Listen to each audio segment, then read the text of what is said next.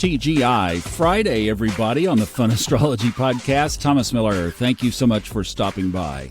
I really appreciate the time yesterday. I'm hoping that you hear a vocal change after this episode. Going to retry the busted van trip for just a little bit. We'll let you know how that goes. All right, let's talk about today and setting up the weekend. Really, two things. Today, the moon goes home, enters Cancer at 6:52 Eastern this evening. So either you're going to clam up or feel crabby, or you're going to maybe have some extra intuition, or your motherly instincts might be on the rise. The moon will stay in Cancer all the way through Sunday night into Monday morning, then it moves into Leo. That shall be our first matter of business when we resume on Monday. Then on Sunday, the big one, that's at 7:15 in the morning Eastern, the Sun conjuncts Venus, which is in retrograde. And this aspect really comes with a package because the last time we spoke on Wednesday, Venus was squaring Uranus at about 22, almost 23 degrees. So that's a square between Leo and Taurus, fire Earth. Then the show shifts to Sunday, where the Sun that rules Leo, in Leo, plants a great big kiss on the lips to Venus as they are crossing in opposite directions. The Sun is going the right way, Venus is going the other way, and boom, there they go. Mwah! Then next week on Tuesday evening, the Sun hits Uranus in a square, and the whole cycle is complete, basically, at that point. So we talked about on Tuesday, if you've been feeling the wonk, this is part of it. As I mentioned, I don't necessarily think it's all of it, but it certainly is part of it.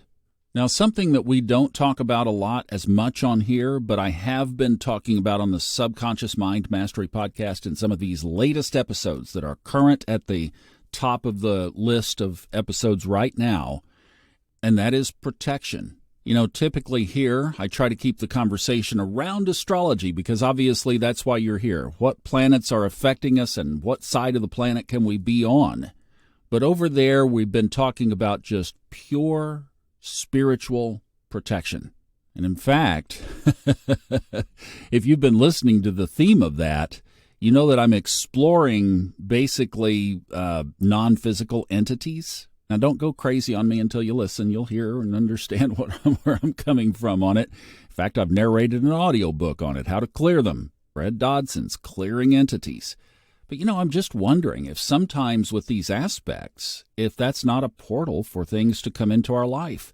And, you know, I know a lot of people who follow astrology know the sky very well, and they're like, oh, Venus is square Uranus, so ... Well, I don't think it's always Venus. I don't think it's always a planet. It might contribute, and I've had a big aha moment. And if you haven't listened to Subconscious Mind Mastery, now you're going to have to, because it's like now you got to see what dots I'm connecting. But I'm going to be following this and patterning this. Oh my, this could be a big breakthrough. Could aspects be portals? But you know, at the end of the day, it is our decisions that make a difference in how we experience these things. So if we are experiencing things out of fear, then we're going to get a low vibration response. That's Fred Dodson's Levels of Energy right there. There's two good books right there. You could do a lot with Levels of Energy and Clearing Entities, and I would throw in there the Intuitive Awareness Method. That's a great package right there. Keep you off the streets for about 20 hours, something like that. Really good high vibration, high timeline living material. But if you are concerned that the wonk is still around, do some protecting.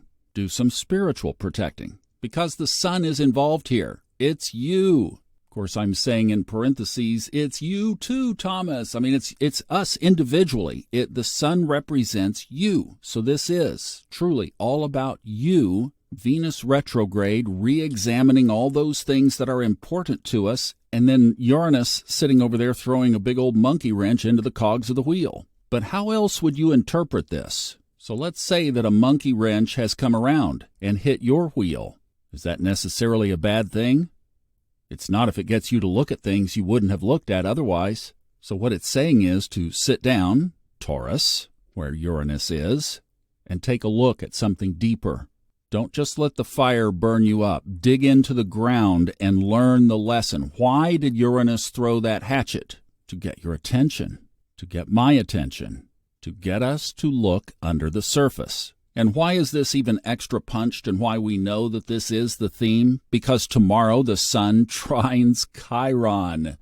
Oh, those deep wounds. So it's also likely that perhaps the wonk hit you in an area of one of those wounds in your life. And this whole package is so positive.